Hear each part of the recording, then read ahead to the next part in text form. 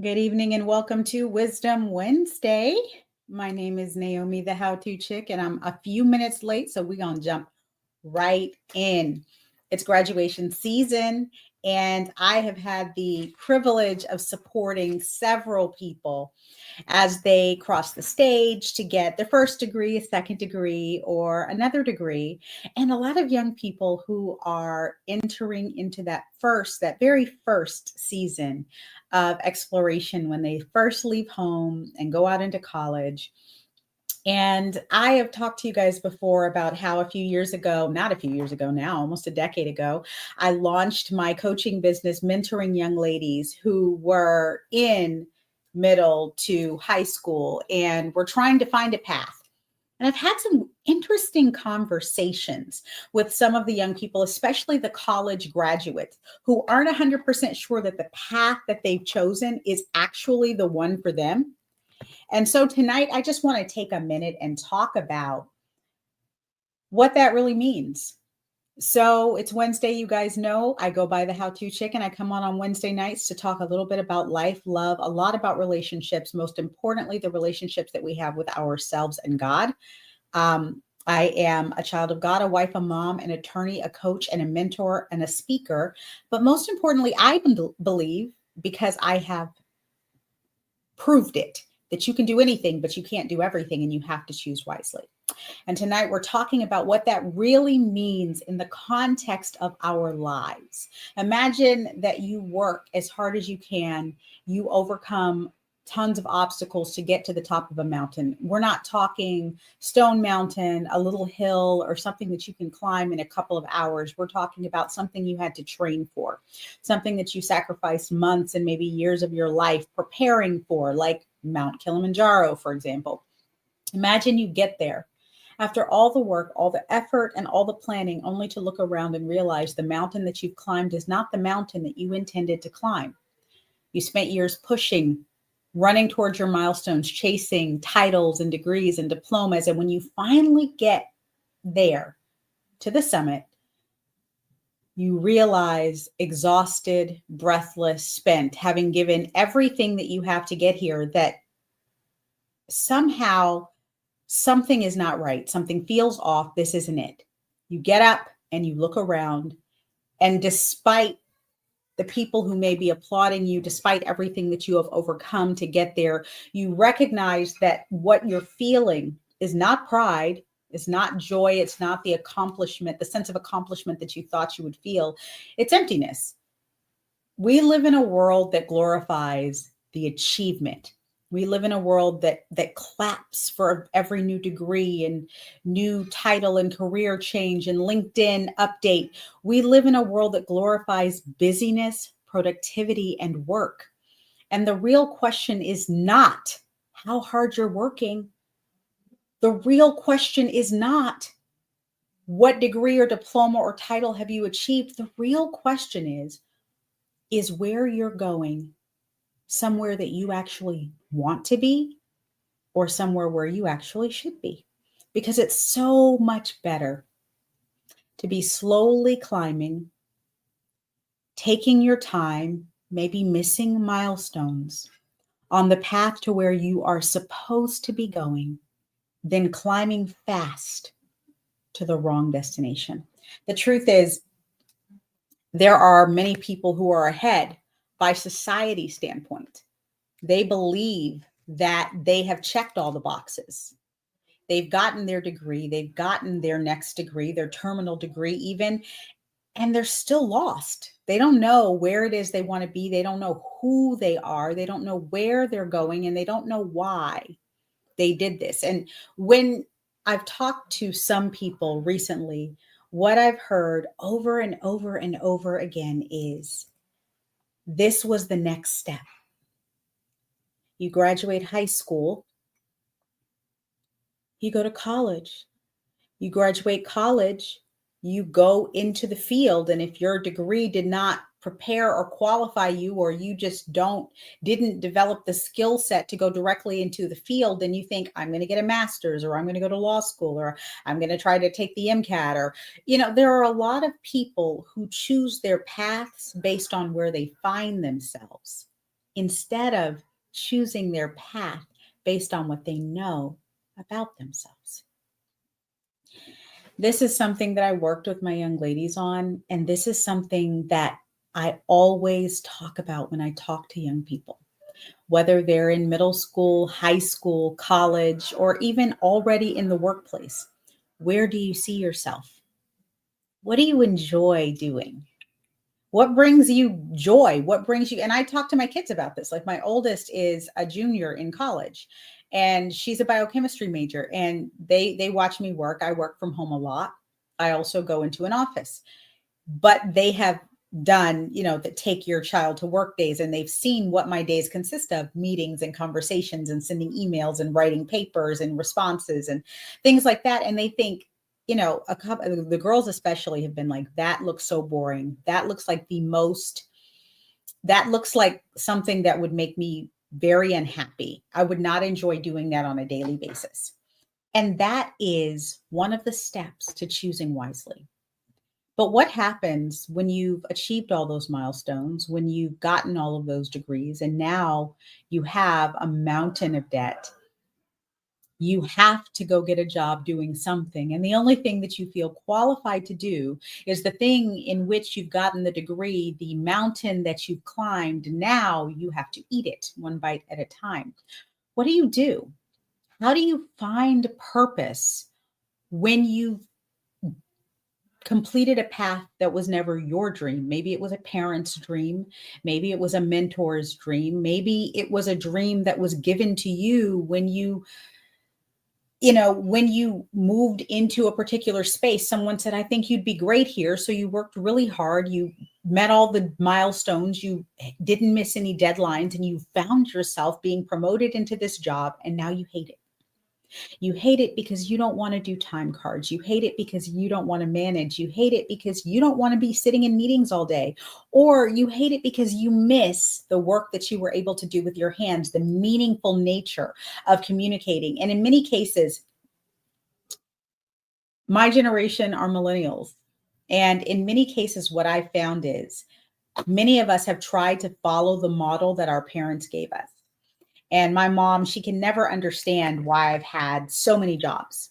She's like, I don't, you get a job and you work the job and then you retire from the job. I don't understand why you're moving so much. And for me and my generation, so much of what has happened has been as a result of the culture. I graduated high school into a recession, but I was never going to try to work then. I was going to college. I graduated college into a recession. I graduated law school into a recession. And so we've had a different experience. If you're kind of in this age range, you know that our experience has been different than our parents' experiences, and they may not understand it. But sometimes, if our experience has been that we have found a space where we can exist comfortably for a long time, we will choose to exist there comfortably instead of choosing to honor the path that is burning a hole in our chest. We will accept the promotion and the raise that brings us the financial achievement that we need, but without having the conversations about the fact that this new position and its new responsibilities and these new things that we have to spend our time and energy doing do not honor who we are at our core and won't allow us to do the work that we love. And that is purpose. There are a lot of people, and I tell my kids this, I've told my sister this, there are a lot of people who do what they love every single day. And then there are a lot of people who do something they can tolerate so that they have the funds to do what they love. Whichever you are, and it doesn't really matter. What really matters is that you have purpose at some place, at some point in your life. And if you find yourself dissatisfied, if you're frustrated, if you feel as though the time and energy that you've put into becoming who it is that you are becoming has been wasted, then tonight is for you, because tonight we're talking about what it means to choose wisely. And so what I'm saying to you tonight is there is a path. And the path is to think about, to spend some time thinking about who you are, what you want, what you wanted, right? Before you started working, before you started getting the promotions, before you were groomed by a manager or a director or some supervisor for a specific position, what is it that you always wanted to do? And I remember having a conversation with one of my mentees, and she was telling me she had almost finished this degree, but she was like, I really want to go back and get a second bachelor's because this is what I want to do. And for many people, I would say, please think about it. But here I would say, for her, I said, what is it that you want to do? What is it that is important to you? What is it that matters the most to you? What is it that is going to make you feel as though everything that you've done in your life is worth it? And she said, that's why I want to get the second bachelor's. And I said to her at that point, okay, well, then that's your path. Now, I didn't have that privilege. And I know for many of us, we don't have those privileges. Our parents did not have the funds to just pay for us to get up and go back to school and get another degree.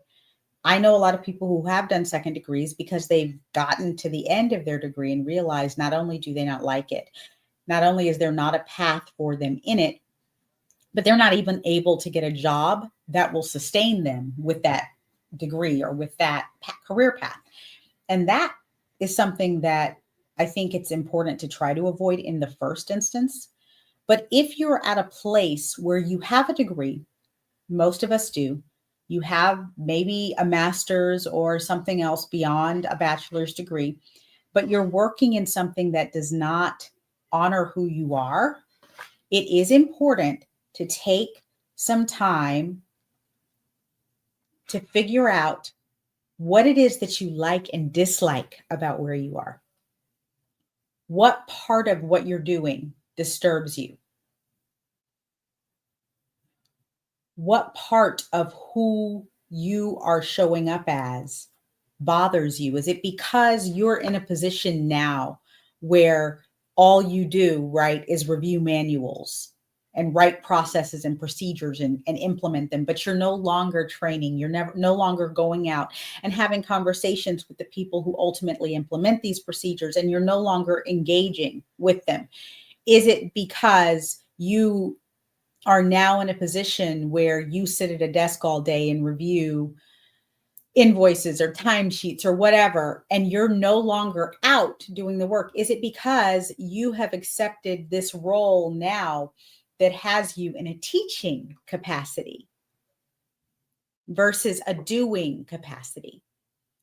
Or is it because you recognize that the industry that you're in does not fit your morals and your values, your standards, who it is that you want to be in this world? Maybe it's the company that you're working for, but you need the salary. And so you're thinking, how do I pivot? But if I pivot, do I go back into this same type of work? And I'm sorry, guys, there's chaos in my house right now. So if I'm a little scattered, I'm having a moment. If you ever found yourself in those positions, I did. I found myself in a position where I absolutely did not enjoy what I was doing. I did not feel like what I was doing was actually contributing to the world in any meaningful way. And I think that is one of the most difficult things for people who thrive on the idea of purpose. I always tell people, if you haven't taken time to invest in yourself enough to know yourself, then you're doing yourself a disservice. So in many cases, we think we want to do something because it feels good or other people want it. Or I've known many people who are like, I want to be a nurse, or I want to be a doctor because I want to serve and I want to help, or I want to be a teacher because I want to serve and I want to help. And as a coach, I will tell you, there are thousands of jobs, millions, that you've never even heard of, that people do that allow them to make an amazingly ridiculous amount of money. You've never heard of these jobs, doing very niche things. So the most important thing that you can do, if you're in a position where you hate where you are and you don't know how you got there and you want to be somewhere else, but you're not 100% sure where, invest in you. You guys know I am unapologetically a God girl. So I always say, trust in the Lord and trust in his plans. Submit your ways to the Lord. Give him your plans. Proverbs 16:9. Submit your ways to the Lord, and he will give you the desires of your heart. However, it's also important to know who you are. And on that note, I have always recommended that people take time and take the personality tests that are available. There's Enneagram, there is the Myers-Briggs test, and many of these tests are available commercially online. Yes, there is a nominal cost. I used to offer that through my coaching program that allows you to take the time to invest and understand who you are. And I took this test maybe 20 years ago. And the test came out that I'm an INFJ. And that is a person who is introverted, intuitive, feeling, and judging. These people are called the advocates. And typically, what most of the personality profiles on these people say is they're thoughtful, they're imaginative, they have personal values, and they have principles that guide everything they do. Their ideals and their principles. So a lot of advocates are your attorneys. A lot of advocates are going to be looking to be judges. A lot of your advocates are going to be looking to be in positions where they bring order and stability and justice to what's around them. They want to stand up and they want to make a difference. And I didn't realize how important and how much I valued that until I was at a point where I had the opportunity to take a large promotion in my pre-law school career and go do something else I was in sales, go do something else along those sales lines. And I would have been making quite a bit of money to do it, or drop everything and go back to law school. And it wasn't a decision. It wasn't anything that I had to really think about. I had to think about whether it was a fiscally responsible decision for me to drop everything and go to law school. I had to pray and plan and prepare for where and when and how I was going to go to law school. But it was never a hard choice for me because my personality, and I already had done this test. I don't remember. I think I actually did the test with my job. I might have gone to a training and they gave everybody the test. And so what this meant for me is, and there are, I think, 16 different personality types. You can be introverted or extroverted. You can be judging or feeling or thinking. You can be judging or perceiving. There are a lot of different ways that people show up, and we know that. There are probably more than 16 personality types, but they condense them into 16. And so when you know who you are, it makes it easier to seek your purpose because you understand why. Because your personality type, when you take the test, when you invest the time and the energy to answer the questions honestly, don't overthink it. Don't pick what you should do. Pick what's real, what you really feel, what you really think, what your gut instinct is. And when you do that, you're going to end up in a place, because I've actually not cheated, but sort of cheated the test before, where I took some time to think about what I thought my answer should be. And that was the only time I've taken this test maybe 5 times over the years. And that was the only time I got a different result. I got thinking instead of feeling. So instead of INFJ, I was an INTJ.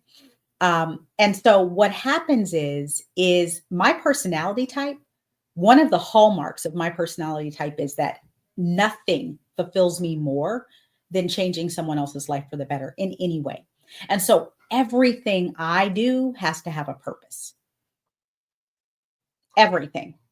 My primary purpose, right, is honoring God and loving others. And so many people have a deep sense of purpose, but that purpose is tied to what their desires are in their life. And I've talked to many young people who have come out of difficult, traumatic situations who are always saying, I want to do this because I want to make a lot of money. I need to make a lot of money. I have to make a lot of money. And that is, if that can fuel you enough to get where you need to get, then you will have the money. But you will be like the person in my story who got to the top of the mountain and looked around and realized, how did I get here? I I don't want to be here. They're empty because what they were pursuing may or may not, probably was not their true value. What they valued was stability. What they valued was being able to provide for those they loved. What they valued was not feeling as though they are a victim to their surroundings. And so, oh my goodness, I'm sorry. It's important to identify the things that we care about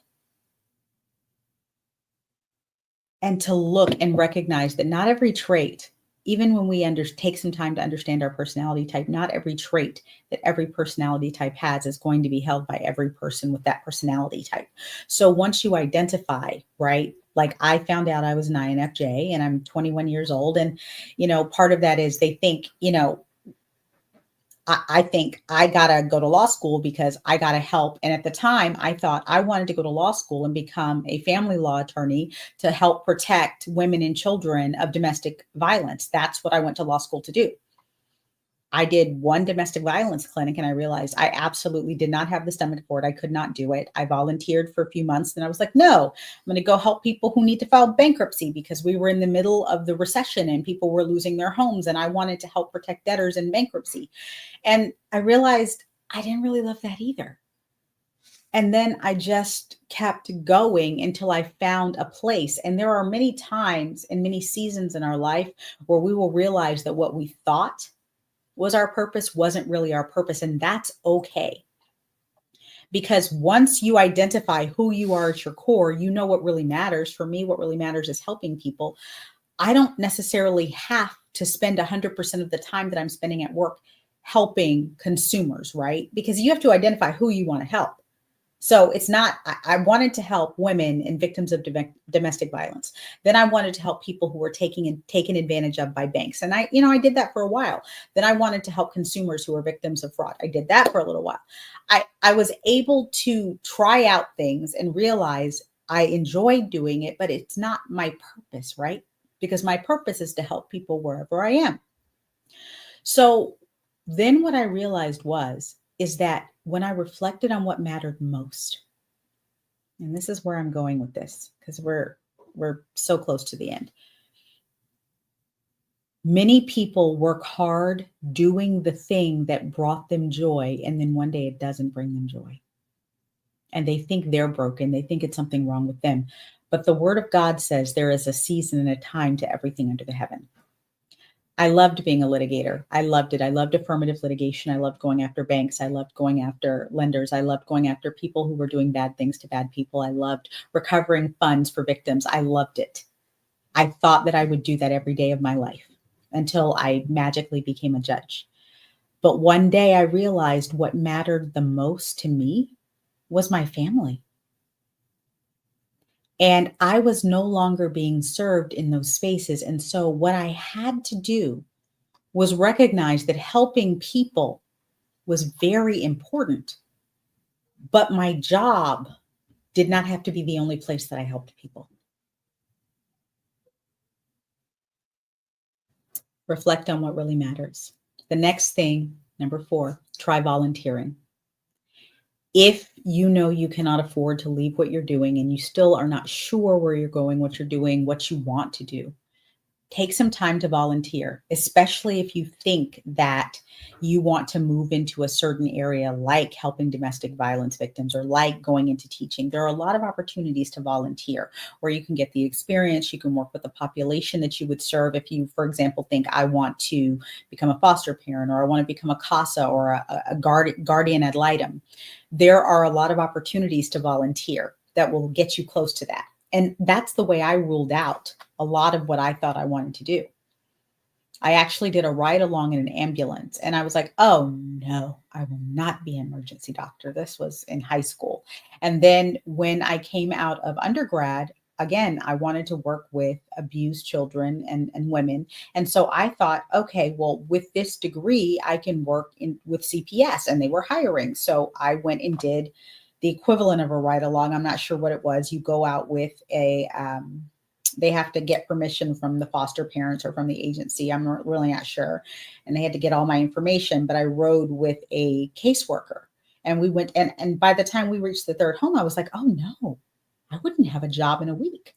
Not one of those children would have remained in their homes if I were the caseworker.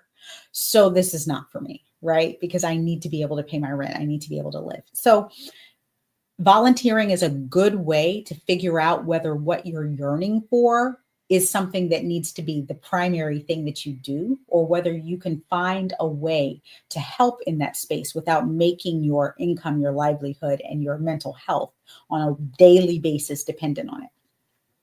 The next way is to cultivate and practice the positive emotions like gratitude, which I always talk about, in the space that you are.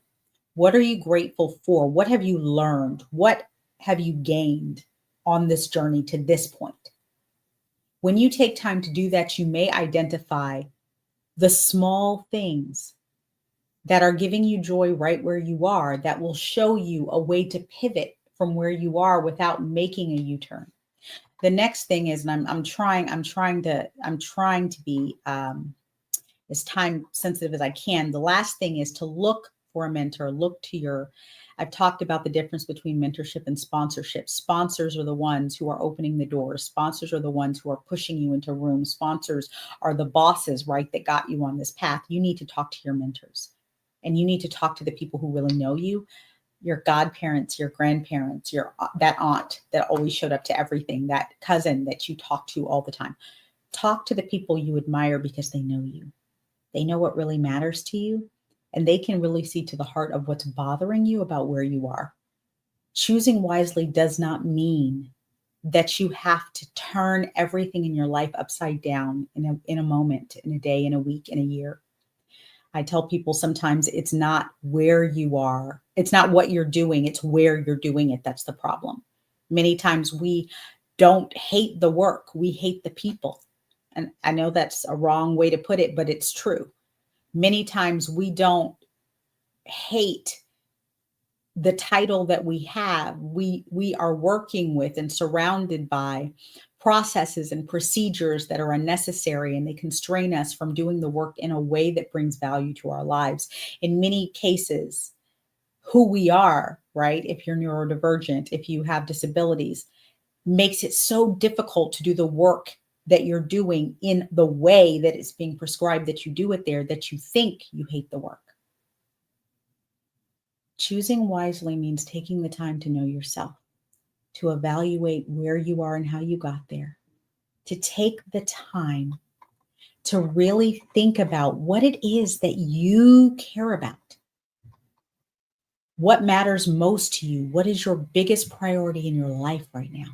Is it traveling? Is it being there for your family? Is it being able to take all of your PTO? Well, honey, you don't want to be a litigator.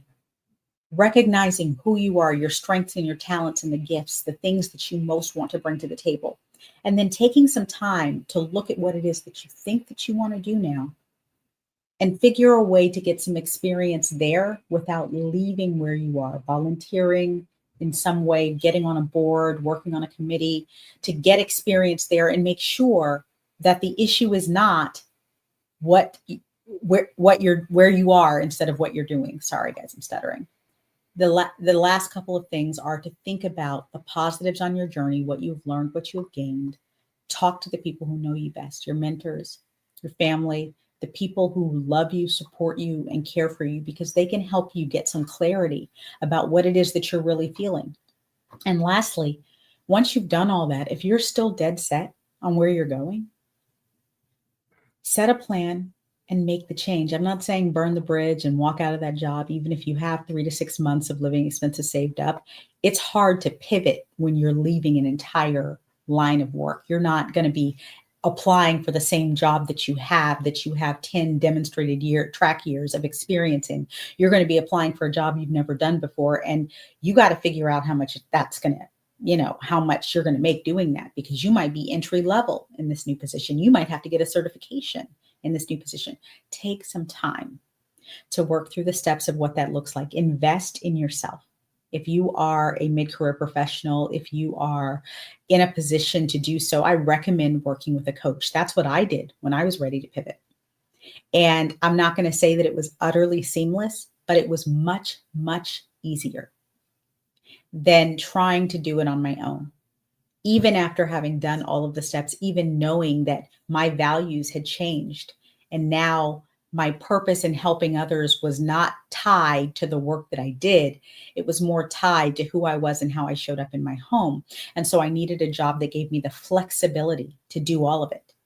Choosing wisely means recognizing your path, honoring who you are, taking the time to know who you are, and doing what's in your best interest. And yes, submitting to God along the way. I always say, let him choose. And so in each of the pivots that I've made, because I've made several, I have asked and I have waited on his answer, and I've allowed him to open the doors. And it has been much less stressful the last couple of times than it was early on, because I've learned to trust a little bit more that his timing is better than mine. And so even if I'm looking and looking and looking and trying to find a way to get in doing something else, what God is preparing me for and bringing me to is something better than what I'm seeing pass by that I thought or I wanted to be for me. Choosing wisely is important because it allows you to honor yourself and honor others. And when we honor ourselves, we are happier people. We are more peaceful people. We have better boundaries, and we are able to recognize that other people, the value that they placed on us, right? Perceived value, what my kids and I, we were talking about esteeming others more highly than yourself. And we were talking about hierarchies that people place on people. You know, oh, this person has a doctorate. Oh, this person, they have a law degree. Oh, this person, you know, they started a business, they make X amount of money. The value and the judgments that we place on people and that we know society places on people often causes us to stay stuck in places that are not honoring us, that are not honoring our growth. And many times we would do better financially if we were able to let go of society's expectations of us, but with a plan. Honor God, know yourself, trust the process. I know this one has been a long one. I try to only do these a couple of times a year because these teachings are really for people who are stuck, for people who have found themselves somewhere they don't want to be, and for people who are really trying to make sure that they get it right the first time.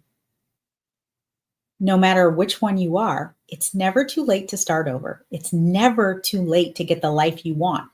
This is not limited to a career path. This is not limited to, you know, a job. This is your life. At any point, anything in your life can be changed if you decide it does not align with who you are, who you want to be, and what the purpose is that you have identified that's been placed inside of you. Honor that. Choose wisely. I hope that you have a wonderful evening, and I hope to see you next week again for Wisdom Wednesday. And we will follow up a little bit more on how to choose wisely in a world where we are doing a lot of things for the culture and not to honor God or ourselves.